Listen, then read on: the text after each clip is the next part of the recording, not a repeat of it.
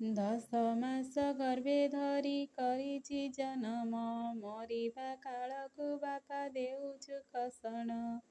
ଯେଉଁଦିନ ବାପା ମୋର ଗର୍ଭେ ରହିଲୁ, ମାତା ପିତାଙ୍କର ଦୁଃଖ ସବୁ ଘେନିଗଲୁ। ପୋଡ଼ି ଯାଉ ଶ୍ରୀ ଜନମ ପୋଡ଼ୁ ଘର କରା, 8 ବରଷର ପୁଅ ଯାଉଛୁ ମଥୁରା। ତୋର ପାଇଁ ତୋର ପିତା କେତେ ଦିଅନ୍ତି ଗାଳି, ସବୁ କଥାକୁ ବାପା ମୁଁ ସହ୍ୟ କରିଥିଲି। ଆହାରେ ଦାରୁଣ ବିଧାତା ଏତେ ଦୁଃଖ ଦେଲୁ, ସ୍ତନଖିଆ ପୁତ୍ରକୁ ମୋ ମଥୁରାକୁ ନେଲୁ। ଦର୍ପଣ ଦେଖା ମୋ ପୁଅ ମଥୁରାକୁ ଯିବ, ଗୋପର ସମ୍ପତ୍ତି ବାପା କାହାକୁ ରେ ଦେବୁ। ଭାଦ୍ରବ ମାସରେ ବାପା ଅଷ୍ଟମୀର ତିଥି, ମାଘ ନକ୍ଷତ୍ରରେ ବାପା ହେଲୁ ରେ ଜନମ। ଯେତେବେଳେ ଜନ୍ମ ହେଲୁ ଆରେ ଦାଶରଥ, ସେତେବେଳେ ହୋଇଗଲା ବାପ ଅନ୍ଧରାତ୍ର। ଚାରିଦିଗରୁ ମେଘ ଘଡ଼ି କରଇ ଗର୍ଜନ, ପଶ୍ଚିମ ଦିଗରୁ ବାପା ବହଇ ପବନ।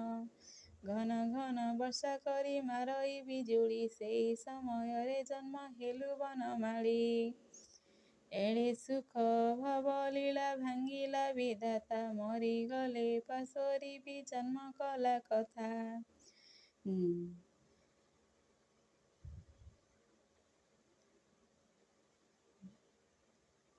ଜନ୍ମ କଲା କଥା ବାପା ମନେ ମୁଁ ପଡ଼ୁଛି, କୁରୁଳି ନିଆଁ ପରାଏ ମୋ ଗର୍ଭେ ଜଳୁଛି। ଯେତେବେଳେ ଦାଣ୍ଡେ ଖେଳୁ ଆସୁରେ ଦଉଡ଼ି, ମା ମା ବୋଲି କୋଳେ ପଡ଼ୁ ତୁ ଉଜାଡ଼ି। ତତେ ଦେଖି କରି ବାପା ପୁରି ଯାଏ ପେଟ, ଆଜିଠାରୁ ଶୂନ୍ୟ ହେଲା ସୁବର୍ଣ୍ଣର ଖଟ। ପିନ୍ଧିଲା ବସନ ଧରି କାନ୍ଦୁ ବନବାଳୀ, ଏତେ ବଡ଼ ଘର ଦ୍ୱାର ପଡ଼ଇ ଉଛୁଳି। ହିଂସା ଅହଙ୍କାର ଛନ୍ଦ ଯାର ହୃଦେ ଥିବ, ସେହି ସ୍ତ୍ରୀ ଗର୍ଭେ କେବେ ତିଳ ନ ଫଳିବ। ପରର ପୁଅକୁ ଯେଉଁ କପଟ କରଇ, ସେହି ସ୍ତ୍ରୀ କଲା କର୍ମେ ସବୁ ବୃଥା ଯାଇ। ଧନ ରତ୍ନକୁ ରେ ବାପା କେ ନ ପଚାରନ୍ତି, ପୁତ୍ର ଥିଲେ ସିନା ଲୋକ ହେବେ ଗତି ମୁକ୍ତି।